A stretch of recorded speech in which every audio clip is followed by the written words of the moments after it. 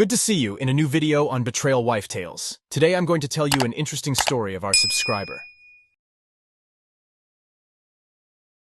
I never saw it coming. My name is Adam, and for the last 12 years, I thought I had a perfect life. I mean, sure, we had our ups and downs like any other married couple, but nothing to signal the storm brewing beneath the surface. My wife, Sarah, and I have been together since college. She was everything I ever wanted. Funny, kind, beautiful, and incredibly sharp. We lived in a quiet neighborhood, the kind where everyone knows each other and life felt secure, comfortable even. At least that's what I thought. It all started subtly, almost invisibly, as these things tend to. Little changes here and there. Sarah and I used to do everything together. Running errands, weekend getaways, Netflix binges after a long day at work. But recently, she'd been distant. I chalked it up to stress from her new project at work, a big marketing campaign that had her working extra hours. She'd come home later and later, always saying the same thing, just wrapping up a few loose ends. I never thought to question it. Then there were the neighbors, Ethan and Nick. They lived just down the street, a pair of brothers in their early 30s. Ethan was always around, mowing his lawn or fixing something on his car, while Nick kept to himself, mostly staying indoors. Sarah had mentioned a few times that she'd run into Ethan at the local grocery store or during her morning jogs. At the time, it didn't seem like a big deal. After all, Ethan was friendly, and Sarah was just being neighborly, right? One Saturday, things took a strange turn. Sarah was out running errands, or so she said, and I decided to head out for a walk to clear my mind. The air was crisp, the kind of early autumn chill that makes you want to cozy up inside, but I needed the fresh air. As I strolled past Ethan's house, I couldn't help but notice Sarah's car parked in his driveway. I stood there for a moment, frozen, my heart beating faster as my mind raced to make sense of it. Maybe she was dropping something off, or maybe they just bumped into each other. But why wouldn't she mention it to me? I walked past, trying to shake off the gnawing feeling in my gut. That night, I casually asked Sarah about her day. She smiled, gave me her usual rundown, picked up groceries, met a friend for coffee, no mention of Ethan. It felt like a small lie, but I brushed it off. Maybe she just forgot. That was the beginning. Over the next few weeks, the distance between us grew. She was always on her phone, laughing at messages I wasn't part of, or disappearing for hours without a clear explanation. One evening, I overheard her on the phone, talking in hushed tones to someone. When I asked who it was, she brushed me off with a quick, "Oh, just work stuff." I tried not to overthink it, but doubt had planted its seed. Then one night, everything came crashing down. A few nights after the phone call incident, Sarah told me she'd be working late again. She had been doing that a lot lately. Always work. I wanted to believe her. I really did. But the uneasy feeling in my gut was getting harder to ignore. Something wasn't right. I could feel it. But instead of confronting her, I decided to take matters into my own hands. That night, while she was supposedly at the office, I checked her phone. I know. Snooping isn't something I'm proud of, but my mind was in overdrive. I needed answers. As I scrolled through her messages, I didn't find anything incriminating at first, just the usual chats with her coworkers and a few group texts with her friends. But then, I noticed something odd. 2 contacts saved under women's names that I'd never heard her mention. Eve and Nicole. Now I knew most of Sarah's friends, and these names didn't ring a bell. My stomach tightened as I clicked on Eve's message thread. The last conversation was from earlier that day, and it was surprisingly innocent. "Meet you at the usual spot, and can't wait to see you." But there was something off. Eve's number wasn't familiar, and neither was the overly casual tone in Sarah's replies. I switched over to Nicole's messages, and my worst fears were confirmed. Hidden behind that fake name was Nick, our neighbor. The chat was full of inside jokes, flirty comments, and plans to meet up. My heart sank. They had been texting almost daily, talking about meeting up when I was out, grabbing lunch together when she was working late. I felt like I'd been punched in the gut. But the most disturbing part? She wasn't just meeting up with Nick. I scrolled further back in the chat and saw messages about Ethan, too. His name was right there, woven into the conversation. There were no explicit confessions, but the way Sarah and Nick talked about him, about how they would all hang out and catch up whenever I was busy, made it clear that Ethan was involved somehow. My blood ran cold. I put the phone down, my hands trembling. I didn't know what to do or how to even begin processing what I had just found.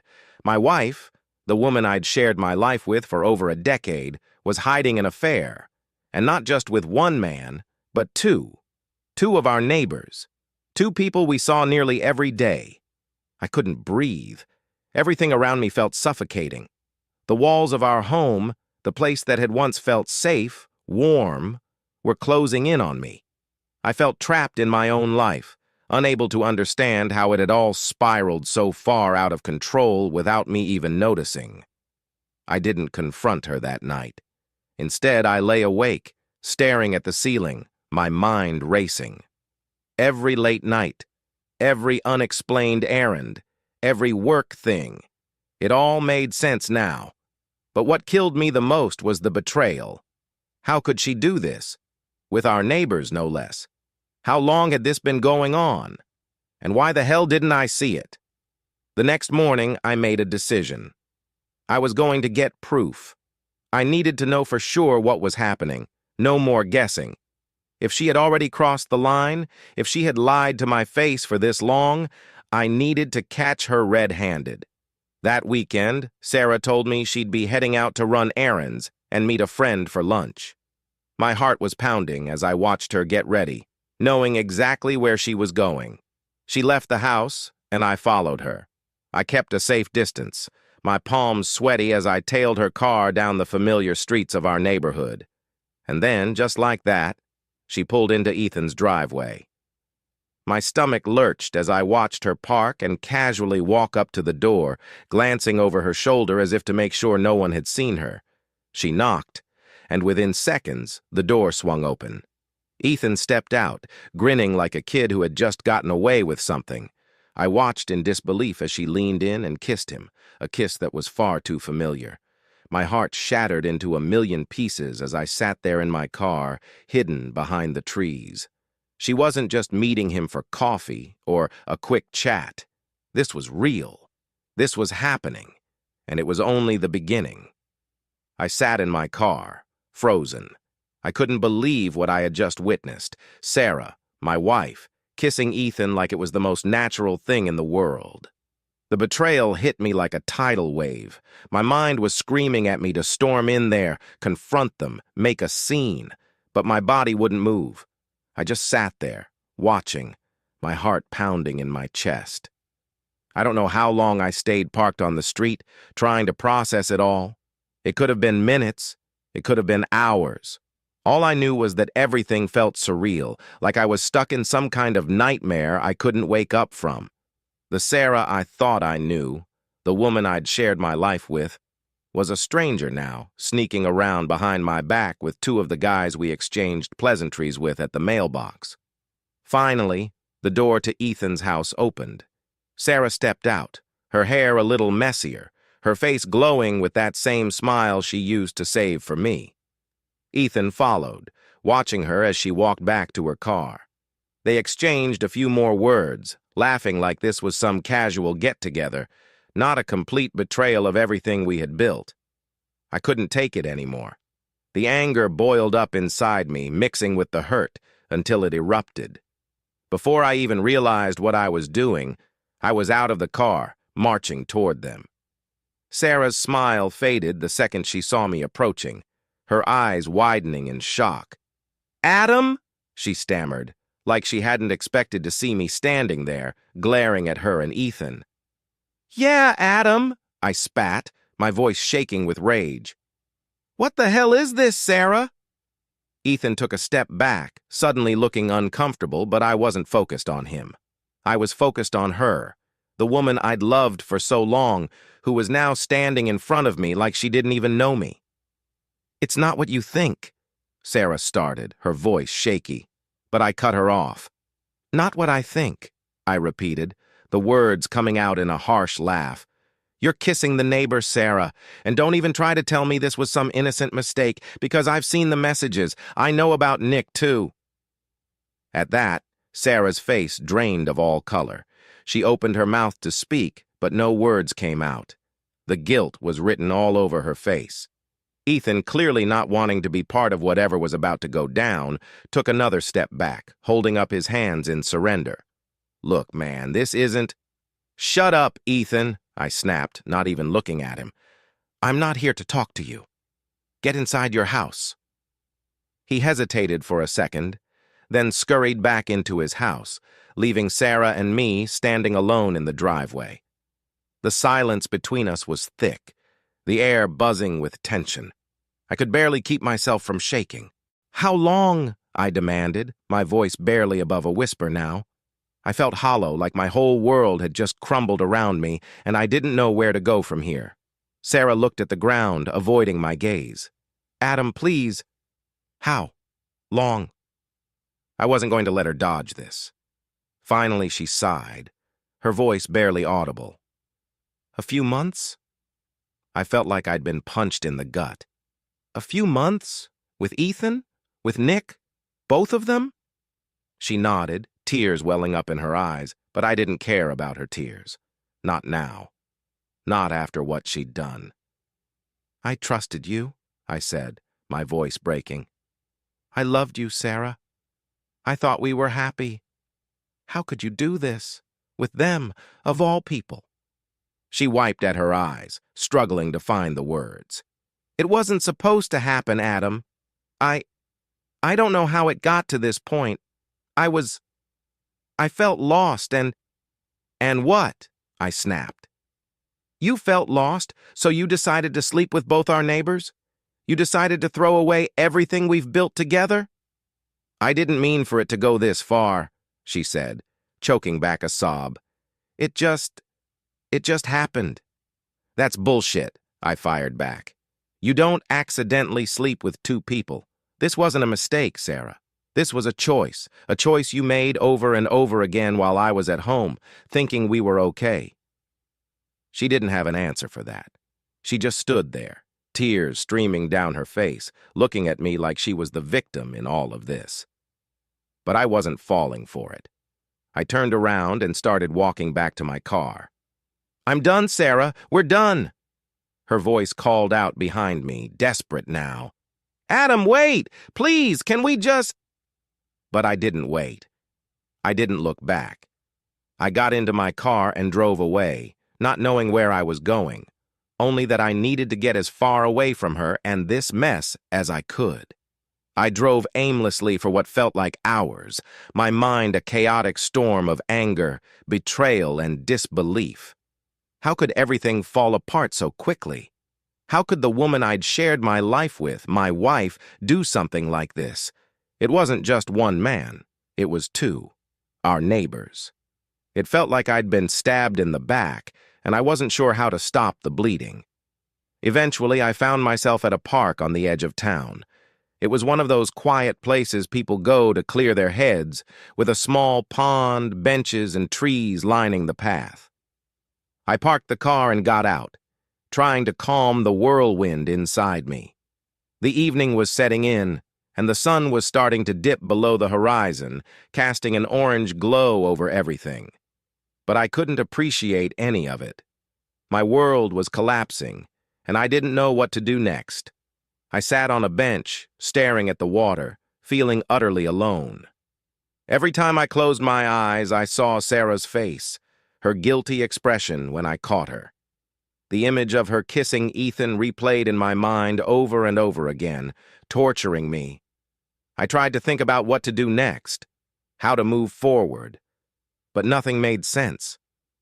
I had built my entire life around her, trusted her, and now it was all gone. I pulled out my phone, still reeling, and debated calling someone. My brother, maybe a close friend. But I couldn't bring myself to explain what had just happened. I couldn't bear the thought of telling anyone how my wife had betrayed me, with not one, but two men. I was too embarrassed, too angry, too heartbroken. Instead, I did something I'd never thought I'd have to do. I opened up my messages and began typing to Sarah. Me. I don't even know where to start with this, but I need answers. Why did you do this? Were you ever planning to tell me? I sat there staring at the message, feeling a mixture of dread and desperation as I waited for her response. It came quicker than I expected.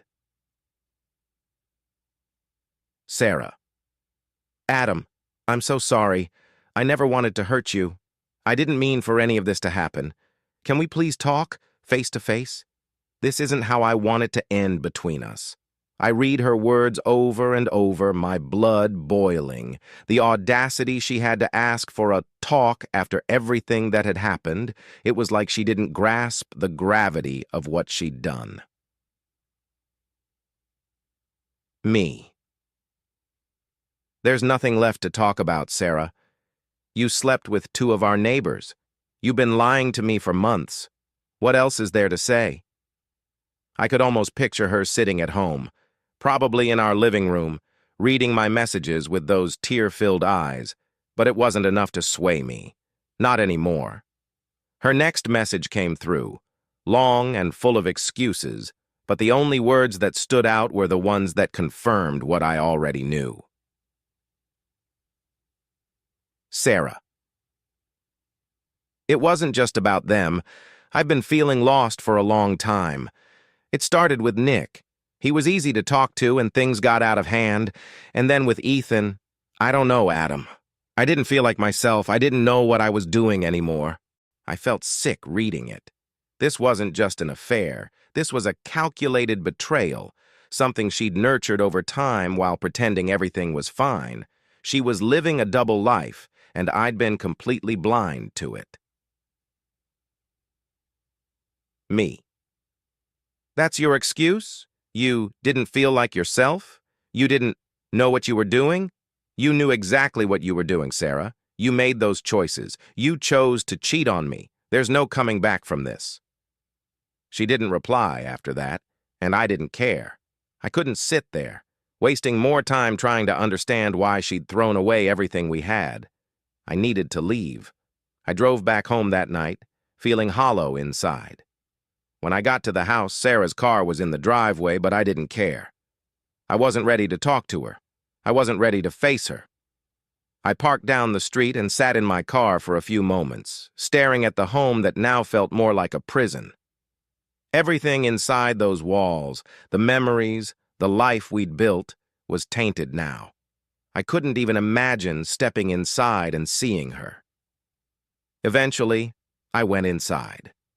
She was sitting on the couch, looking small and broken, her eyes red from crying, but I didn't feel sorry for her. I couldn't.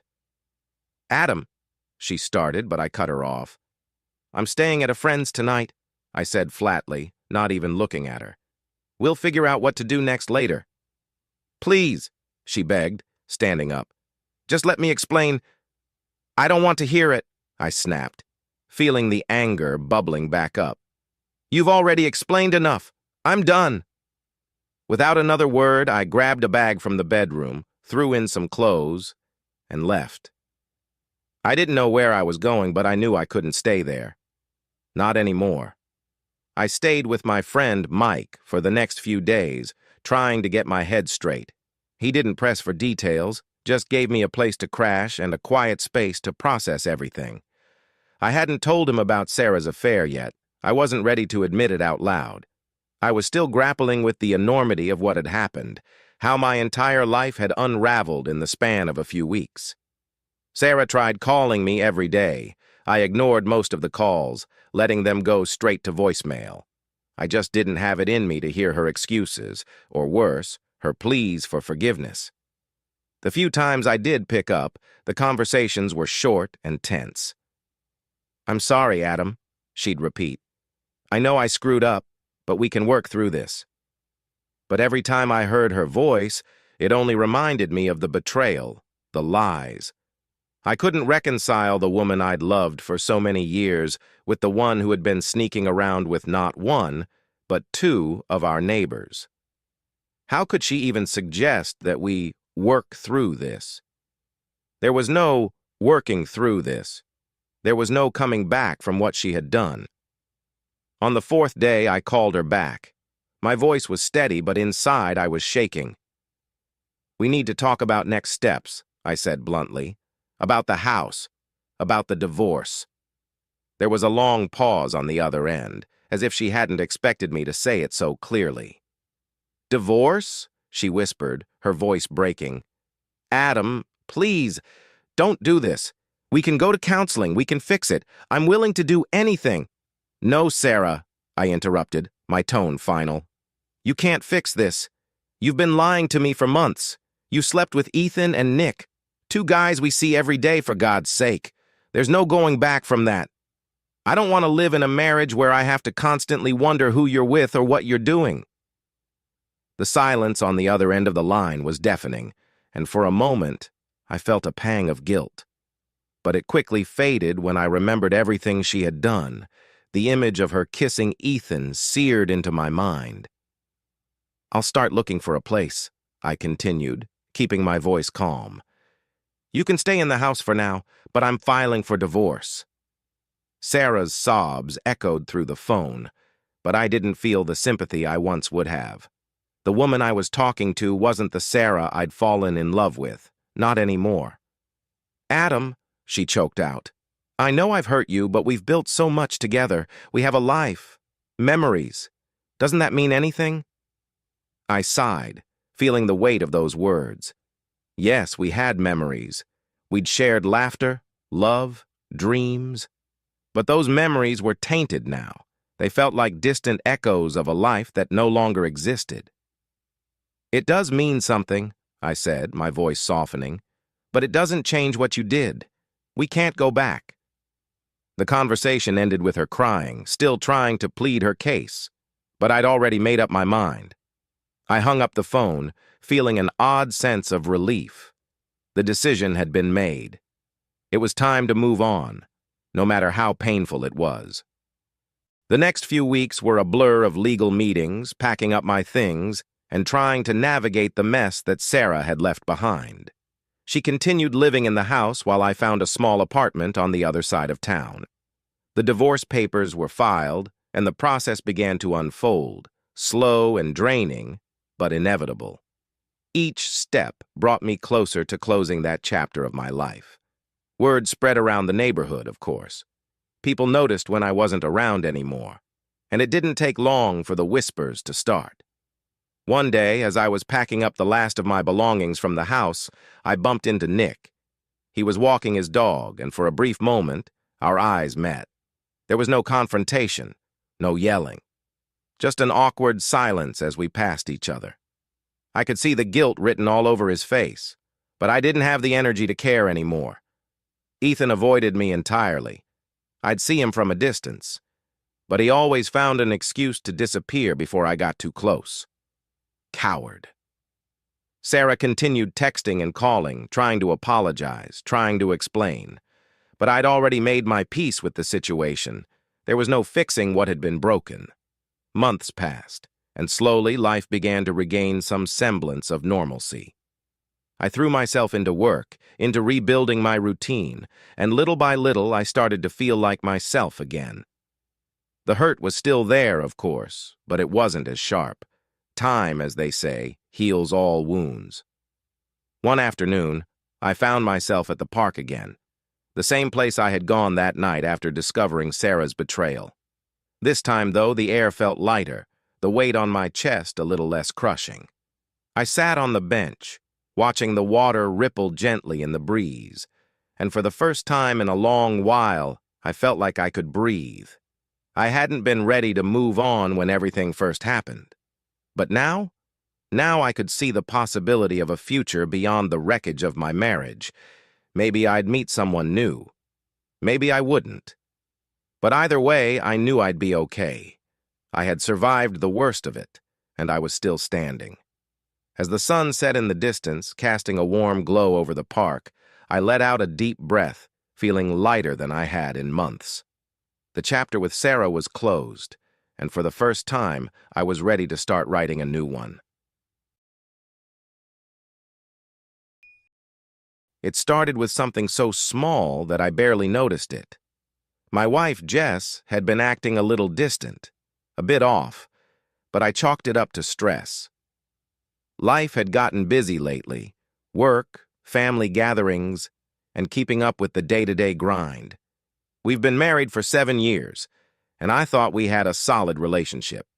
But looking back, I realize how blind I was, how many signs I missed. We were at a family barbecue, one of those casual Sunday afternoons that felt routine. My older brother, Rick, was there, as he always was. He's the life of the party, the guy everyone gravitates toward with his loud laugh and effortless charm. We've always been close, ever since we were kids. I never imagined he'd be the one to blow up my entire life. Jess and Rick had always gotten along, maybe too well, but I never gave it much thought. I trusted her, and Rick was my brother. Family is family, right? Still, I remember that day vividly now. The way they were laughing together by the grill, how her hand brushed against his arm, the subtle look in their eyes when they thought no one was watching. At the time, I told myself I was imagining things, but the nagging feeling wouldn't leave me. Little things started to add up. Jess suddenly became more secretive with her phone, her laughter becoming a bit too forced when I'd ask her about her day. We weren't as close anymore, and I convinced myself it was just a rough patch, that marriages go through phases, until I found the text. It was late, and Jess had left her phone on the kitchen counter while she was in the shower. I'd never been the type to snoop, but that night I couldn't resist. I opened her phone, and there it was, a message from Rick, simple but loaded with meaning. "Last night was amazing. Can't stop thinking about you." My heart dropped. I stared at the text, my brain refusing to process what I was seeing. It had to be a joke, right? Some kind of stupid prank between siblings-in-law?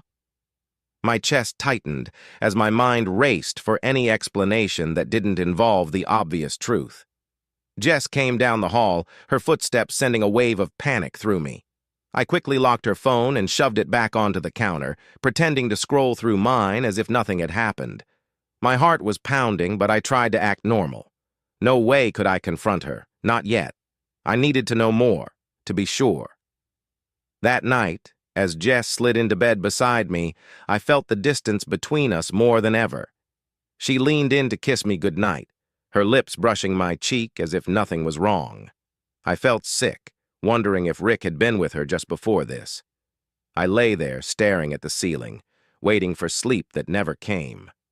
The next few days were torture. I watched them both closely, looking for any clue, any slip-up. They were careful, too careful, but every now and then, I'd catch a quick glance exchanged between them, a lingering touch when they thought I wasn't paying attention. It felt like a bad dream, like I was trapped in a nightmare I couldn't wake up from. I started going through her phone whenever I could, trying to piece together the story behind that text. Most of the conversations were deleted, but a few stray messages slipped through. There were no more direct confessions like the first text, just casual exchanges that seemed innocent to anyone else. But I knew better now. "Can you come by the house on Friday? I'll be alone." "We can talk later. Can't wait to see you." The pit in my stomach deepened with each message. Every word felt like a knife twisting deeper into my back. How long had this been going on? Was it just texts? Or had it turned into something worse, something physical? I didn't want to believe it, but my gut told me otherwise. I tried to push it aside, telling myself that maybe I was reading too much into things. Jess had been acting differently, yes, but maybe it wasn't what I feared. Maybe she and Rick were just close? But the rationalizations fell apart each time I saw them together, laughing in a way they never had before. The casual touches, the knowing smiles. They all pointed to something I couldn't ignore. The worst part? I couldn't tell anyone. Who would I go to? My friends? They'd think I was crazy. My family? What could I say? That I thought my wife was cheating on me with my own brother. It was too unreal, too twisted. So I kept it bottled up, trying to maintain the facade of normalcy while my insides churned with suspicion. But I knew I couldn't live like this forever. Something had to give. It came to a head one night, a week after I'd found that first message.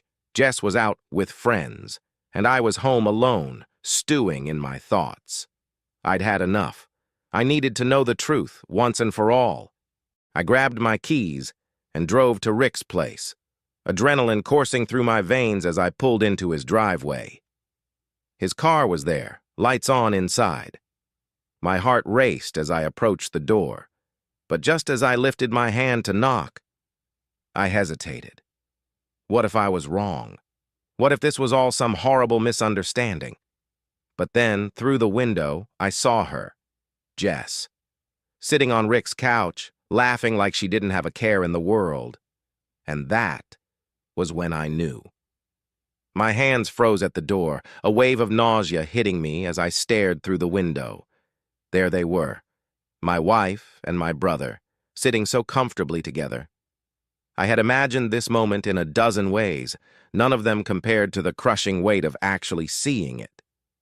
Jess leaned in closer to Rick, her laughter soft and intimate, like they were sharing some inside joke. He reached out, brushing a strand of hair from her face with a familiarity that made my skin crawl. It wasn't just the touch, it was the look in their eyes, a look I hadn't seen in my own marriage in months. I stood there, frozen, trying to will my feet to move, my hand to knock, but I couldn't. A part of me wanted to barge in, to scream, to demand answers, but another part, the cowardly part, didn't want to face what I knew was coming. If I opened that door, there was no going back. This wasn't just suspicion anymore. This was confirmation. I backed away from the house, my mind spinning. I needed space, time to think. I couldn't confront them. Not yet. Not without a plan. I got back in my car and drove aimlessly, my mind replaying that moment over and over again. The sight of Jess laughing with Rick, the way she looked so happy, happier than she had been with me in what felt like forever. I barely slept that night. My mind wouldn't stop racing. Every memory of Jess and Rick together, every laugh, every smile, took on new meaning. How long had this been going on? How many family gatherings had they been sneaking around right under my nose? My brother, the one person I trusted most, betraying me in the worst way imaginable. And my wife, the woman I'd built a life with, lying to my face. The next morning, Jess acted like nothing had happened. She came home late from drinks with friends, slipping into bed beside me without a second thought. I lay there, pretending to be asleep, my body rigid as she curled up next to me. Her scent, the warmth of her skin, it all felt foreign now, like she belonged to someone else. I couldn't even look at her, but I knew I couldn't keep pretending. I needed to confront her, to make her tell me the truth. But how? What was the right way to accuse your wife of sleeping with your brother? How do you even start that conversation? I spent the day at work, distracted and on edge, barely able to focus on anything. My phone buzzed in my pocket. Another text from Jess. Can you pick up dinner tonight? I've got a lot to catch up on at work. Work. Right. I clenched my teeth, resisting the urge to throw my phone across the room. Instead, I texted back something neutral, pretending like everything was fine, but it wasn't fine, not even close. That evening, I made up my mind. I wasn't going to sit in the shadows anymore. I deserved answers, and I was going to get them.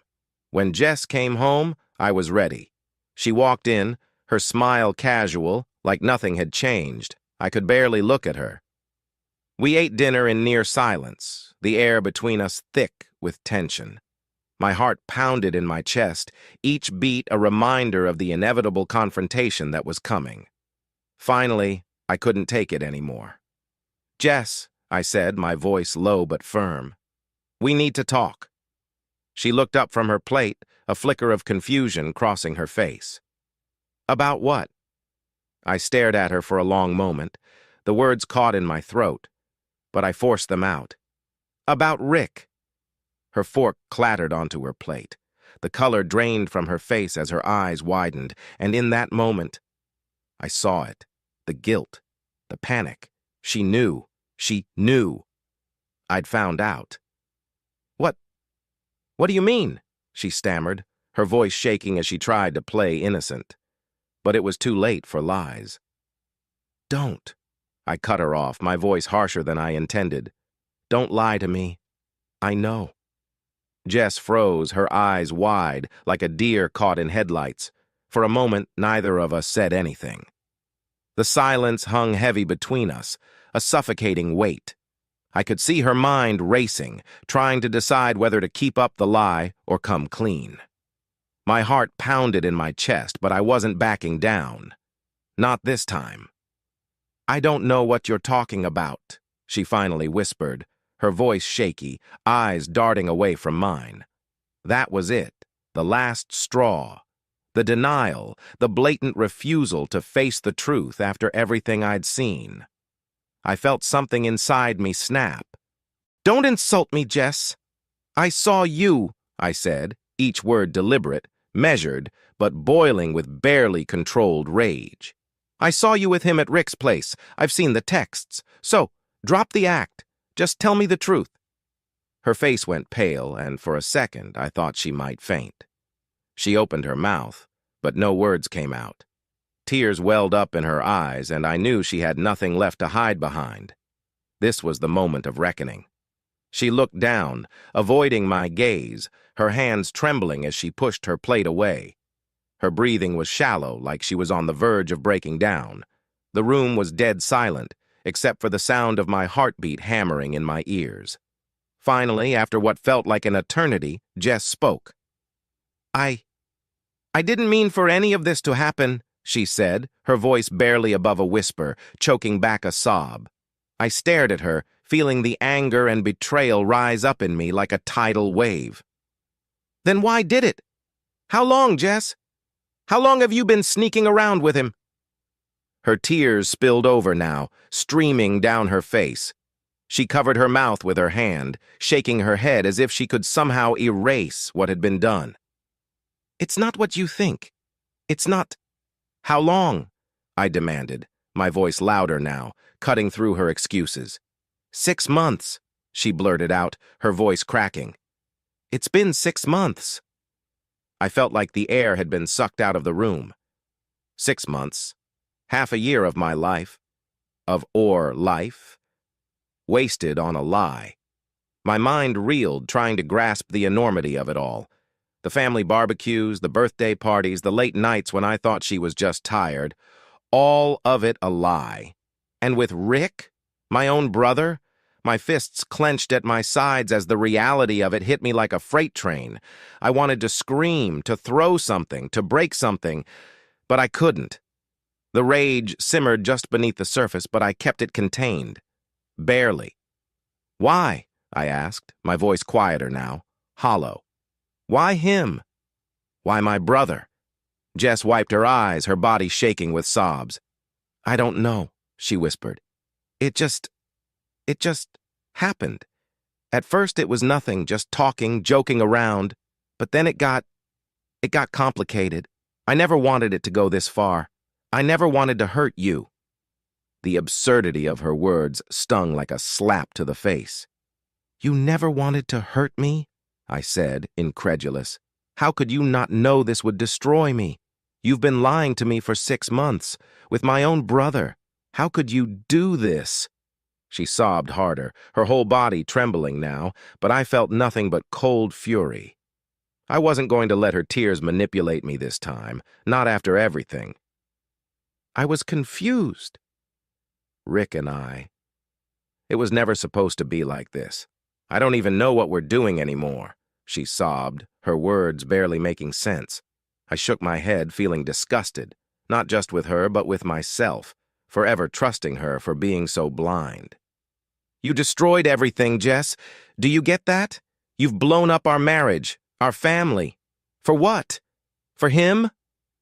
She looked up at me then, her face wet with tears, her eyes pleading. I didn't want to fall for him, I swear, but I just felt so lost, so disconnected from you. And Rick, he was there. He understood me in ways that you didn't anymore.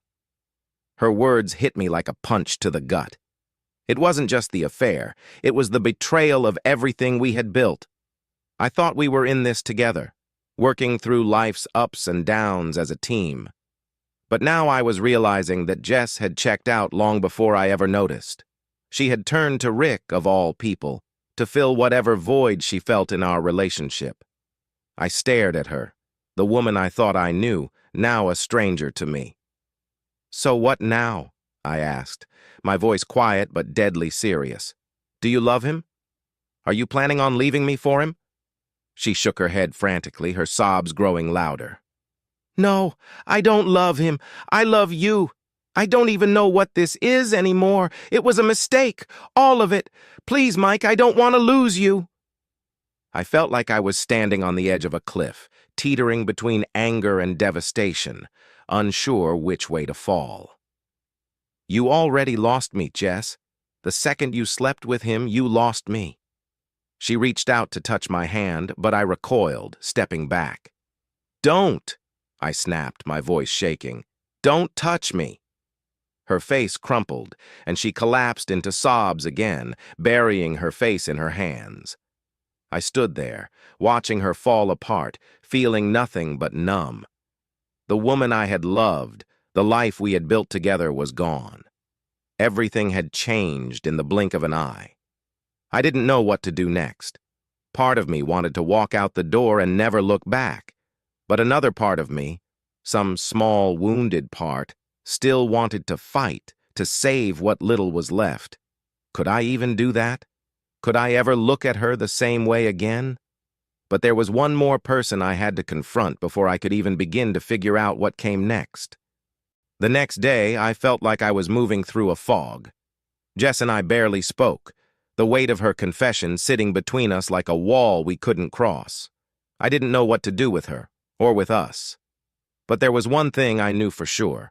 I had to face Rick. My mind played over every scenario, imagining how the confrontation would go. I pictured yelling, fists flying, the kind of dramatic showdown you see in movies. But when I got to his place that afternoon, I wasn't angry. I was exhausted, drained. It felt like I had nothing left inside me. Rick opened the door, a grin on his face, as if nothing was wrong. The sight of his smile made my stomach turn. The audacity of it. He had no idea I knew.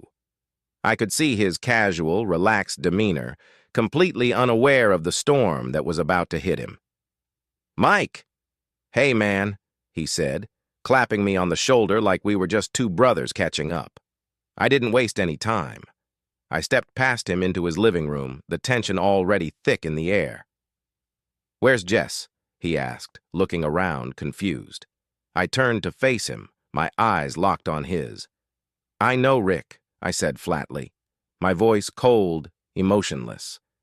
His face twisted in confusion for a second. Know what? He asked, but I could see the shift in his eyes, the realization creeping in.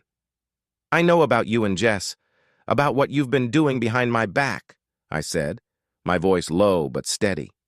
The blood drained from his face, and suddenly, the cocky, easygoing guy I knew was gone. He opened his mouth to speak, but nothing came out. The silence between us felt like it lasted forever. Finally, Rick tried to stammer out an excuse. Mike, Don't, I cut him off, shaking my head. Don't even try to explain it. I've heard enough lies from her. I don't need them from you.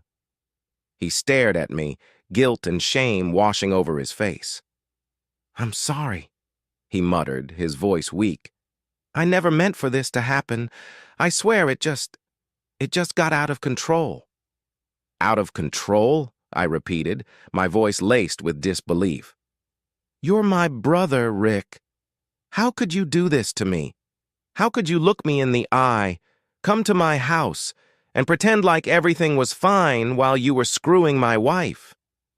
He didn't have an answer. He just stood there, looking down at the floor like a coward. The silence between us grew unbearable, and I felt the anger building up inside me again. I wanted to hit him, to hurt him the way he had hurt me. But as I stood there, fists clenched, I realized something. Rick wasn't worth it.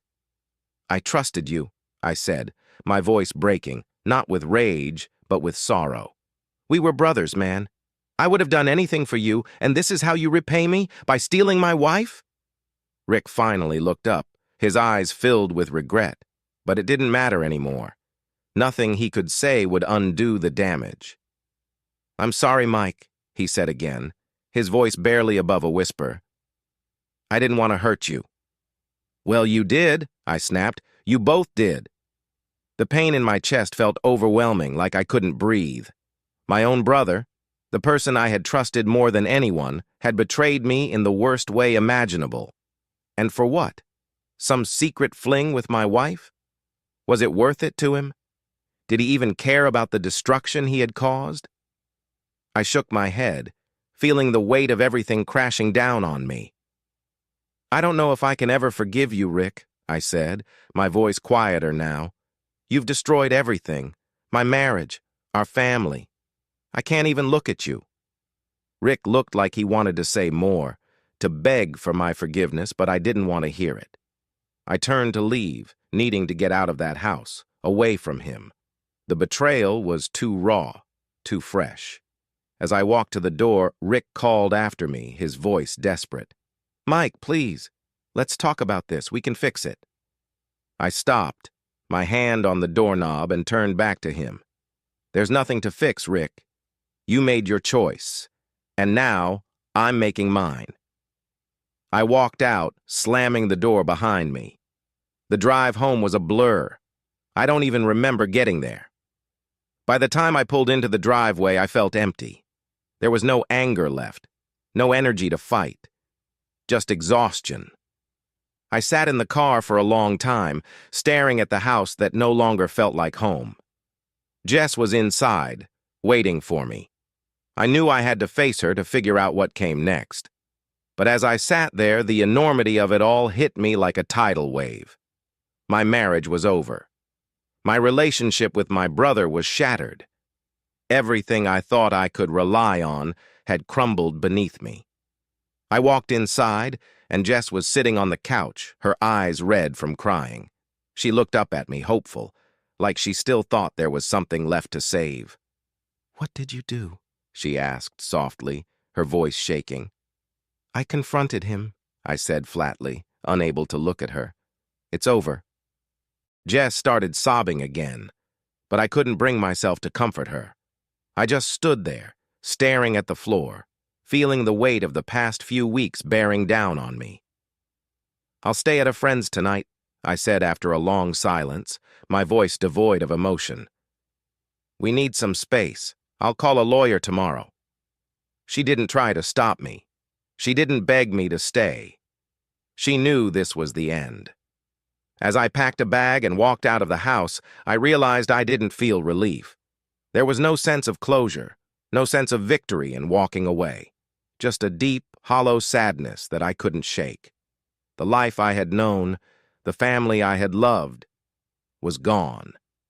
And there was no going back. I caught my wife with another man in our bed, and I threw him out of my house. Oh man, this is a wild one. I'm Mike, 44 years old, and my soon-to-be ex-wife, Emily, is 39. We've been married for 11 years, no kids. For most of our marriage, we were the classic, chubby couple, happy, but not really paying attention to our health. 2 years ago, though, I had a routine blood test, and it came back showing I was at high risk for diabetes, hypertension, and gout. That was a wake-up call. Both of us decided to make a major lifestyle change. Over the next year, I dropped from 260 pounds down to 190 pounds, and Emily went from 183 to 145 pounds. It felt amazing, and luckily, I avoided those looming health issues. We started hitting the gym regularly, almost every afternoon. That's where we met Rob, the personal trainer. Rob, or Baldy as I'll call him, was one of those guys who loved showing off his physique. He was ripped and not shy about it. I noticed early on that he had a habit of checking out women, especially when they were working out. But at first, I didn't think much of it. When Emily started losing weight and toning up, she caught the attention of a lot of guys. I felt proud of her, but also a little uneasy when I saw the way Baldy looked at her. Emily has always been beautiful, with great curves, and I wasn't blind to the fact that other men were noticing, but I trusted her, or at least I tried to.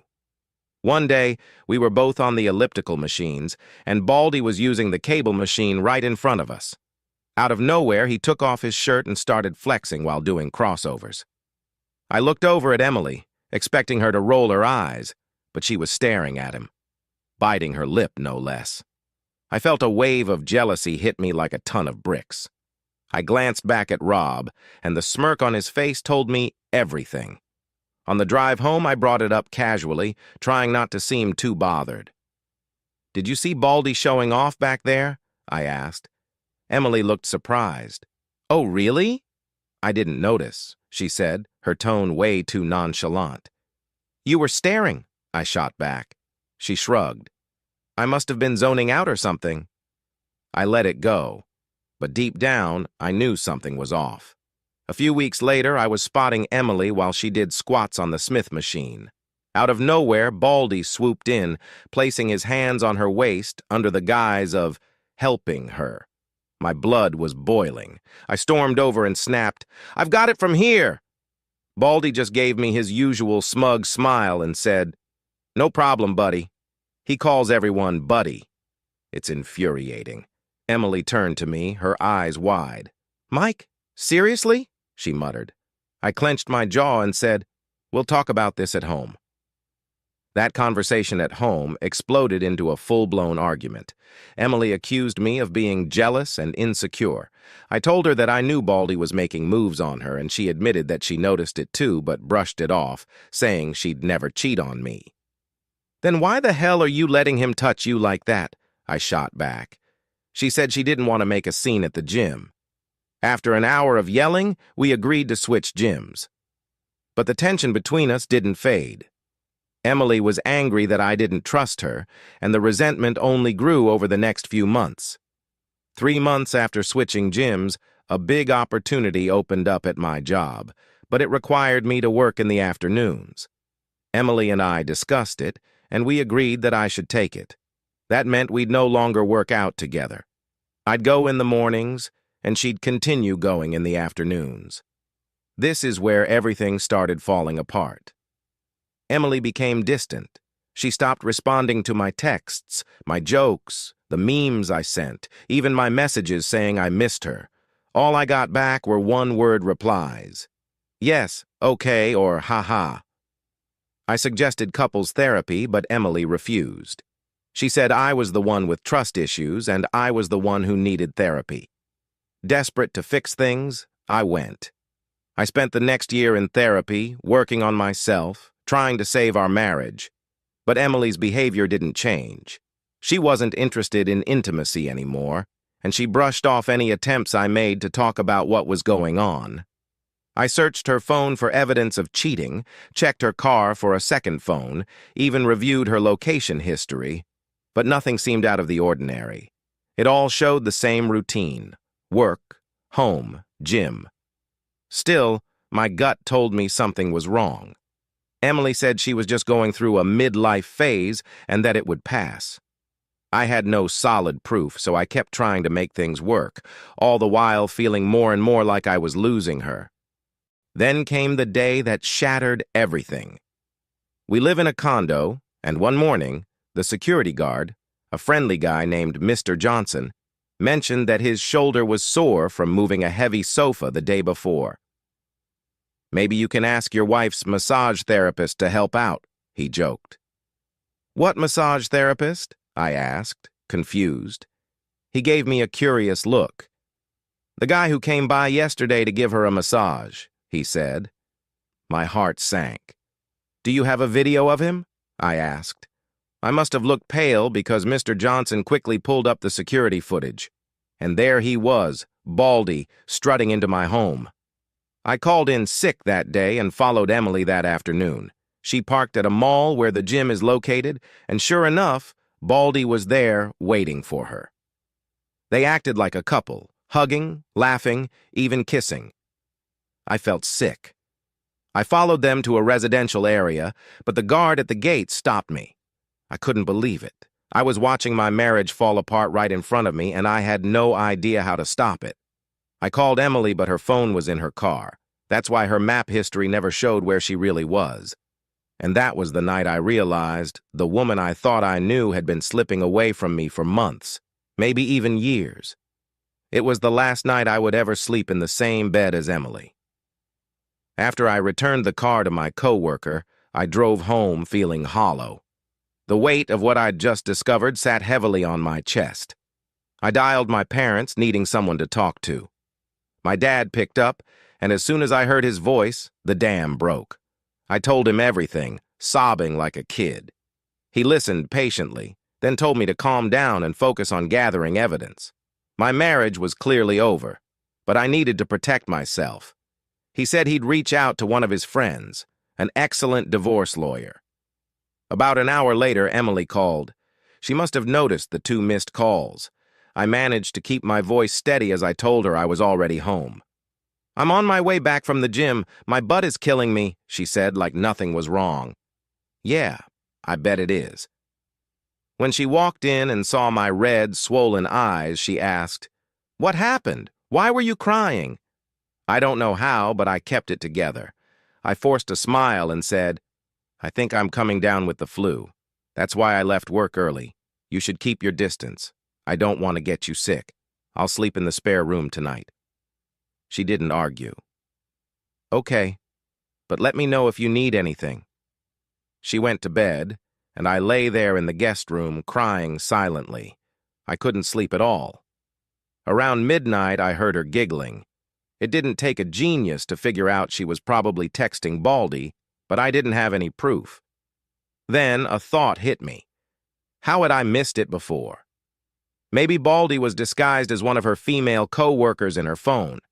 The next morning, while Emily was in the shower, I grabbed her phone. We both had access to each other's phones. She never had a reason to think I'd be suspicious. I quickly created a session on my laptop, syncing her messages, and put her phone back in its place before she noticed. As long as her phone was on the same Wi-Fi network as my laptop, I'd be able to see her messages in real time. And there it was, right under a female name with a profile picture of a dumbbell. Clever. I clicked in, but most of the conversations were deleted. What was left were vague exchanges using work-related code words. Can you deliver the papers on my desk? Emily doesn't have a desk at work. Heading to the meeting, where are you? The most damning one. Boss is in his office. He's clueless. That one stung. I'm boss, clearly. I know her actual boss is a woman. She was playing me like a fool. Emily stepped out of the shower and looked at me. You look terrible. Maybe you should stay with your parents for a few days. I shook my head. Nah, I'll be fine. Just need some rest. I couldn't leave. Not yet. I needed more evidence. After Emily left for work, I called my dad and gave him the lawyer's number.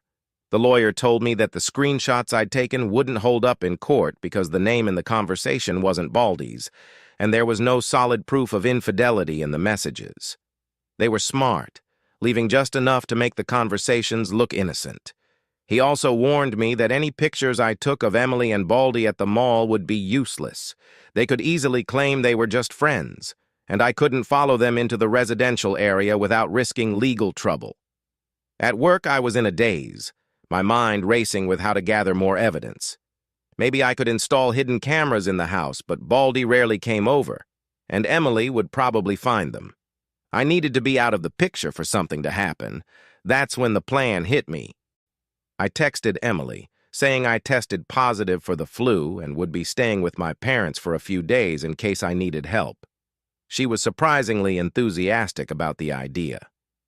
"Take care of yourself. I'll miss you, but I'll call you every day," she said. Yeah, right. As soon as I hung up, I called my dad and my brother. When I got home later that evening, Emily had already packed a suitcase for me. She seemed so eager to get rid of me, it was almost laughable.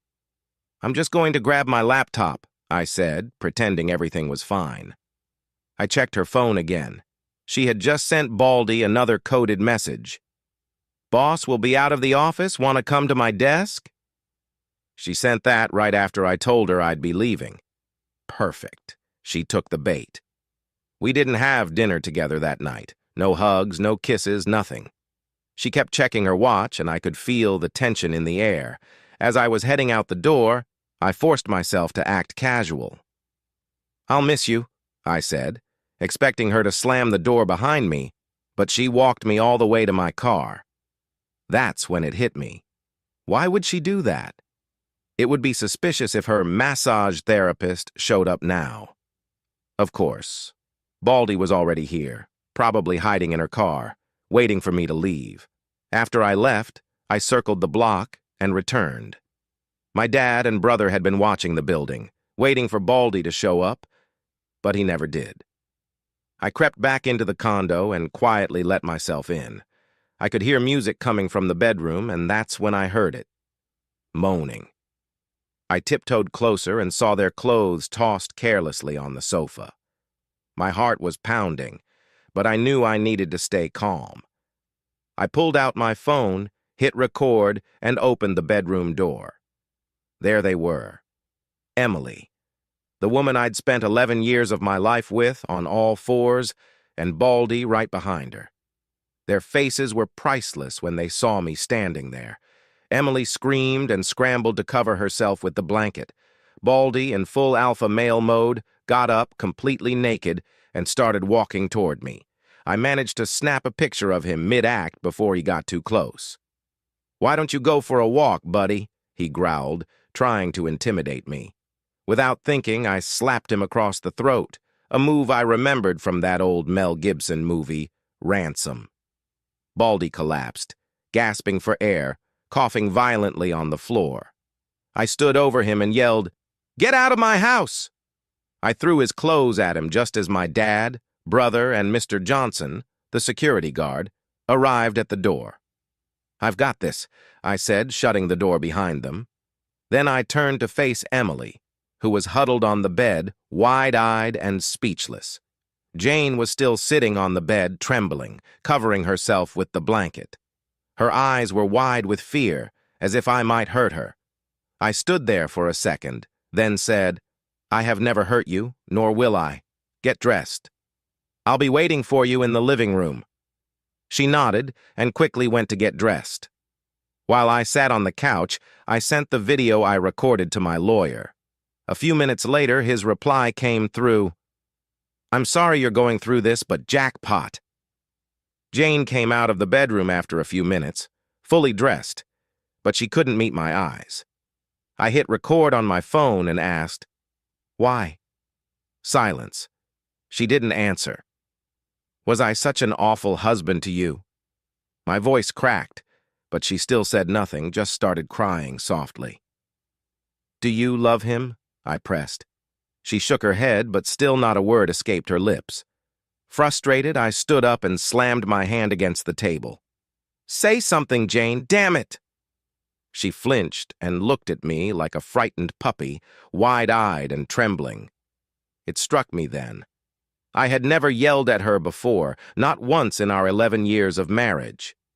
I took a deep breath and sat back down. "My lawyer will contact you about the divorce. You'll need to get a lawyer, too." Finally, she spoke. Her voice was shaky, pleading. "We can fix this." "Fix what?" I said, shaking my head. "Our marriage was over the moment Baldy entered the picture. You chose him over me." "It was a mistake," she whispered. "No, it wasn't. It was a choice, Jane. You chose, and now these are the consequences. What did you think was going to happen when I found out? She had no answer. Silence fell between us again. Go to your sister's place and tell her the truth, or I will. I'll show her the video. My words were cold, but I was done. I couldn't look at her anymore. Jane's face fell, and without another word, she turned and went back to the bedroom to pack. I followed her, watching as she neatly folded her clothes, each movement graceful, methodical. The same little things I used to love about her. For a brief moment, I felt a pang of sadness and guilt. It was hard to believe that the woman standing in front of me was no longer the wife I knew. The realization hit me like a ton of bricks. I went to the spare room and broke down, ugly crying like I hadn't in years. My body shook with the sobs, and I heard when she quietly closed the front door behind her, taking her things and leaving my life. She even picked up the clothes they'd left on the sofa. She made the bed where I had caught them. It was like she was trying to erase every trace of what happened. Much later, I called my dad. He told me that Baldy had initially wanted to press charges, but Mr. P, the security guard, had informed him that he hadn't signed into the condo. That meant he was trespassing, and the building management could press charges against him if they wanted.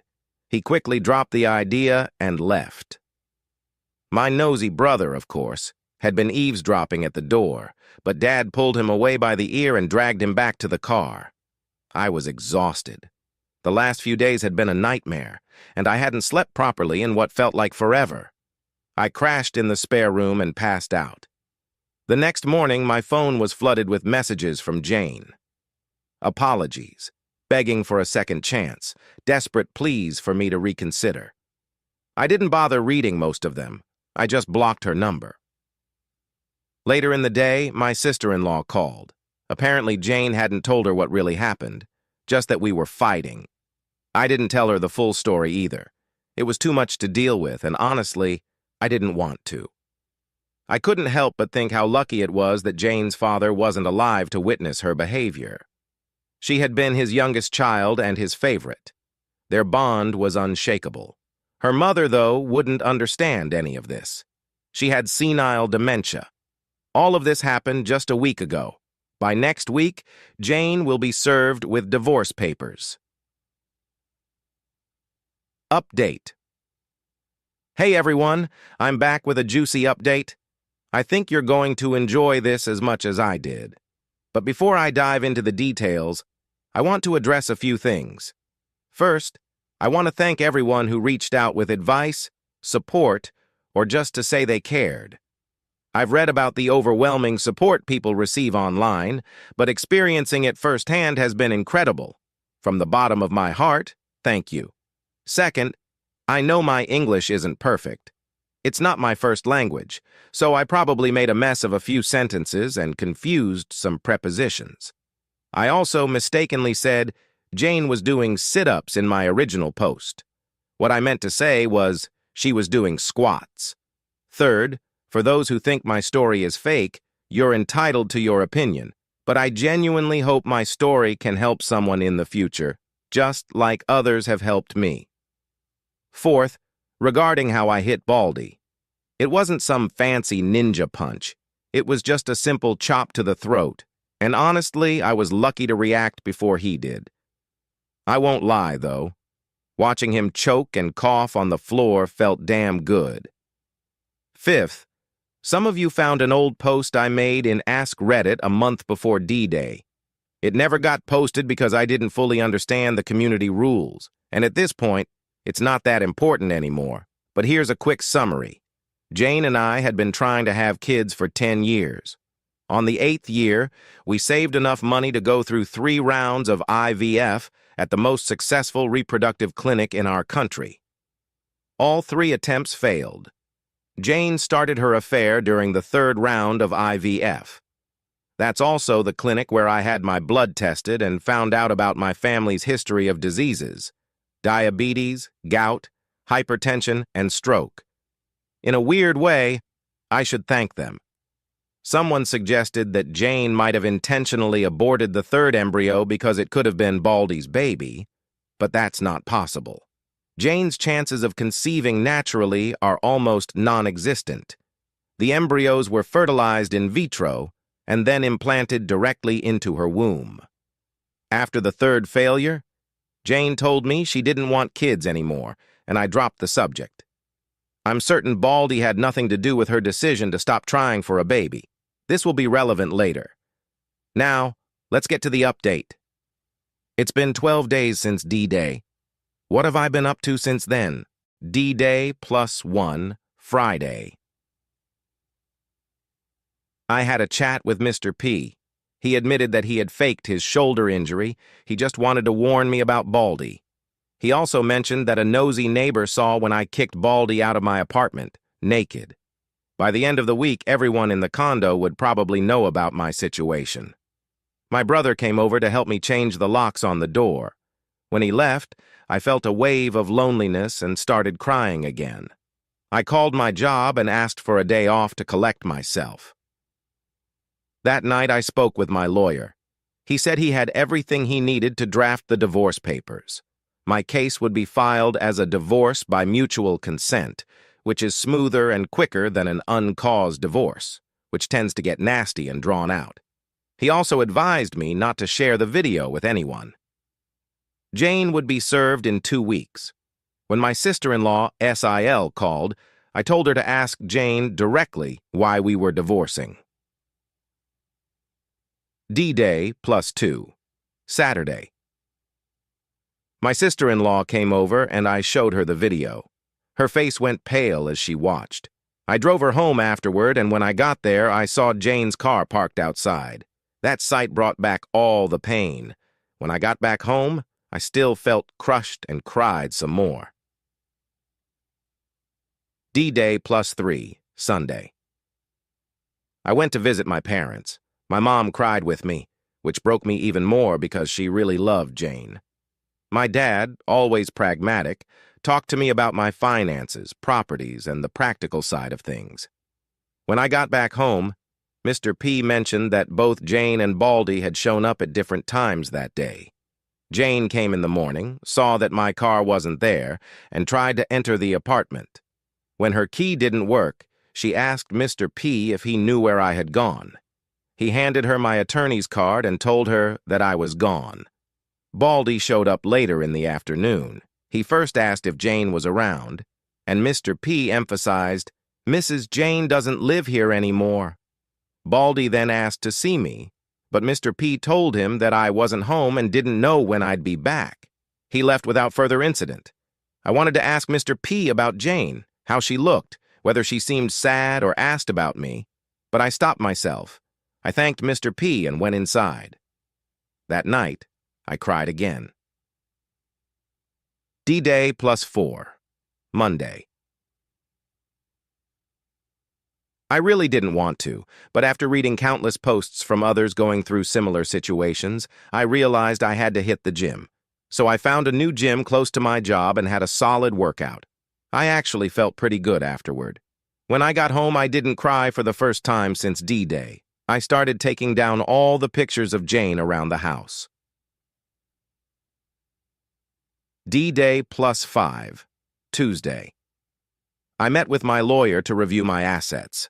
Thankfully, my dad had insisted on Jane signing a prenuptial agreement before we got married, which means she can't touch anything I had before the marriage, my house being the most significant asset.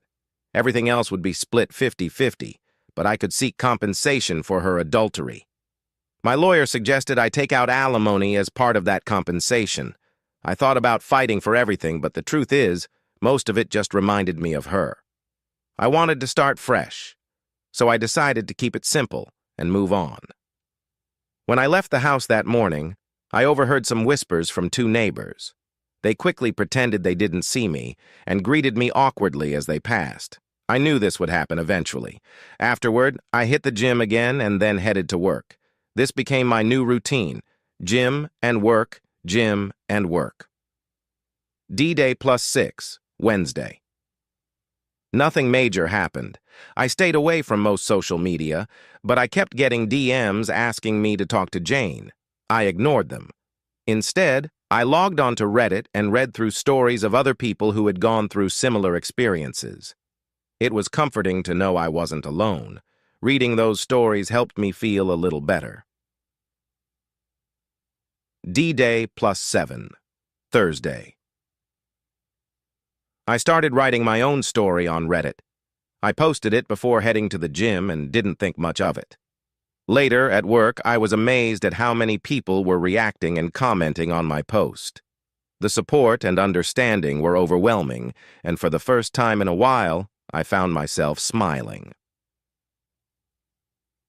D-Day +8, Friday. I spent the morning responding to comments on Reddit.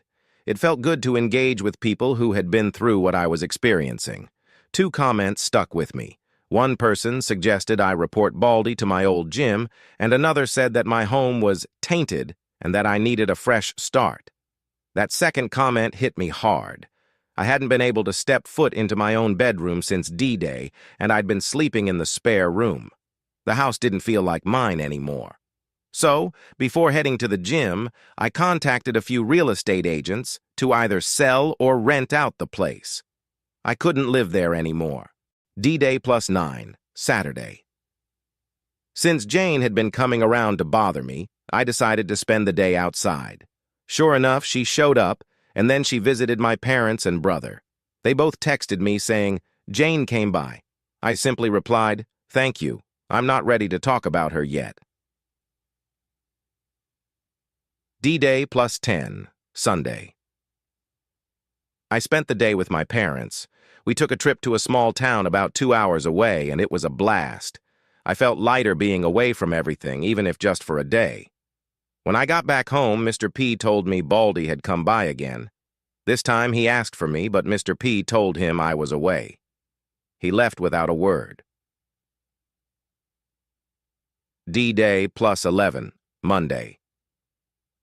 Monday morning, I went back to my old gym. I wasn't sure if I would run into Baldy, but I figured he might have changed his shift. To my relief, he wasn't there. While I waited to speak with Frank, the gym owner, I bumped into an old janitor I used to chat with. He greeted me warmly and asked how Miss Jane was doing. I smiled politely, knowing that from now on I'd have to explain that Jane and I were no longer together. When Frank finally came to see me, I asked about Baldy. He told me Baldy had requested more hours and was now working from Tuesday to Sunday, mostly in the mornings. Then, I explained the real reason for my visit. Frank listened intently, and when I was done talking, I pulled out my phone and showed him the video. Frank looked serious and said, "You're not going to like this." My heart sank, thinking, what now? He called the receptionist to bring over Harry, another coach and a close friend of Baldy's. Harry, a guy with a big beard, walked in. Frank asked him to tell me about Baldy's girlfriend. I braced myself. According to Harry, Baldy was absolutely head over heels for Jane. Frank confirmed it. Apparently, Baldy had received numerous complaints, particularly from female gym members, about his inappropriate behavior in the past. But over the last few months, he had completely changed. No more complaints, and he was acting very professional with everyone. Harry then dropped a bombshell that made my jaw drop. Baldy was planning to marry Jane by baby-trapping her. I was processing this wild information when suddenly I felt something rise from my chest, up through my throat, and I burst out laughing. Not just a chuckle, a full-on Joker-style madman laugh. Tears streamed down my face. Frank and Harry just stared at me, utterly confused. My mind was reeling with thoughts like, "Oh, sweet karma, thank you." After I calmed down a bit, still grinning like a fool, Harry asked what was so funny. Frank explained, "This is Baldy's girlfriend's husband." Harry's face was a picture of shock. "Oh, man, this is bad. This is really messed up," Harry said before quickly leaving the room. Next, Frank and I discussed Baldy's job. Frank said he would have to report the situation to the Coach Association, and it was very likely that Baldy would be fired. Since Jane had been a gym member, Frank's gym could face legal repercussions if Baldy stayed. As for Baldy's coaching license, I needed to file a legal document stating that Baldy was the cause of my divorce, providing the case number, and including the video as evidence. My attorney would handle giving the video to the Coach Association's lawyer. Baldy would lose his license with them, but he could apply for a new one through a different association. It would just take months. I asked Frank if Baldy could appeal the decision, and he said it was possible, but would likely be a waste of time. The association had zero tolerance for such conduct. Plus, Baldy didn't have the money to hire legal representation. That reminded me of the fancy residential area where I'd seen Baldy and Jane. I had assumed Baldy was wealthy. Frank's eyes narrowed as he asked, "What residential area?" I showed him the location on the map, explaining I had tailed them there the day before D-Day. Frank's face turned red with anger. "That's where my late father's house is," he exclaimed. Apparently, after Frank's father passed away, Frank had inherited the house and used it as storage for old or damaged gym equipment. Baldy had access to the house occasionally to drop off some gear, but he did not have permission to stay there. Frank realized that Baldy probably made a copy of the key and was living there illegally. He promised to investigate further since the place had security cameras everywhere. As I was leaving the gym, I heard someone call out, "Mr. OP, wait!" It was Harry. He apologized for everything that was happening and said Baldy had never told him who his girlfriend was. He only mentioned meeting her at a mall. I thanked him and started walking toward the exit when he blurted out, "Can you tell me what happened?" I paused and said, "Pretty much what you heard. He was screwing my wife, and now I'm divorcing her." I took another step, but Harry quickly added, "What's going to happen to Baldy?" I replied, "That depends on Frank and the Coach Association." I took another step, but Harry pressed on, "But how are you handling it?" This was starting to get strange. I stared at Harry, and suddenly it clicked. Baldy had come to my house twice already. I asked, "You called Baldy, didn't you?" "He's on his way here, right? You're just buying time. Am I wrong?" Harry made a guilty face. "Please, Mr. OP, talk to him. He's really desperate. He was crying yesterday. His girlfriend, your wife, won't return his calls." I looked at Harry coldly and asked, "Tell me, why should I care if he's rotting in hell?" Harry replied, "I'll be here with you so you don't have to be scared." I laughed. "Scared? Of that weakling? He didn't tell you that I kicked him out of my house naked, did he?" Harry didn't believe me, but I shrugged it off. "Fine. Let's see what he wants." I noticed there were security cameras where we were standing, so I sat down at a table in the reception area, confident that Baldy wasn't stupid enough to attack me. Still, I was curious about what he had to say. Baldy came running about 10 minutes later, clearly in a hurry, and saw me sitting there, waiting for him. He extended his hand, but I crossed my arms, leaving him hanging. "What the hell do you want?" I asked, staring him down with as much anger as I could muster. He sat in front of me, trying to look sincere. "Listen, buddy, stop right there. We're not buddies. Mr. S., the janitor, is my buddy. You're not." Baldy looked a little sheepish. "Okay, my bad. I just wanted to say I'm sorry for everything. I never wanted to hurt you, and I really care about Jane." I scoffed. "Well, you just told me 3 lies to my face. You're not sorry, you did mean to destroy my life, and you only care about yourself." He went from apologetic to annoyed pretty quickly. "Okay, whatever, man. Just tell me where Jane is." "Last time I saw her," I said, "was when I kicked her cheating ass out of my house, right after I kicked you out, naked." I could feel Harry eavesdropping on the conversation, and Baldy's face flushed with embarrassment. "That was a cheap shot. I should sue you for that. As far as I know, you entered my home illegally. Maybe you were raping my wife. I've got video of you running out of there, but you didn't sign in anywhere, did you?" His attitude shifted once again. Okay, I'm sorry. What do you want from me? Just tell Jane I need to talk to her." At that moment, Frank rushed in. He must have been watching on the cameras and saw that Baldy had arrived. "Everything okay here?" he asked. "Everything's fine, Frank," I replied. "I was just telling this sissy what I want." I stood up, got close to Baldy's face, and said, "What I want is for you to get what's coming to you. What you deserve, what the law has prepared for you. I want to crush your dreams, just like you crushed mine. You want kids? Guess what? You won't have any. You'll never have any." Baldy stammered. "What's that supposed to—" But Frank cut him off. "Come with me, Baldy. Let's talk in my office." Harry, still looking impressed, grabbed Baldy's arm and whispered, "Dude, you're in deep shit."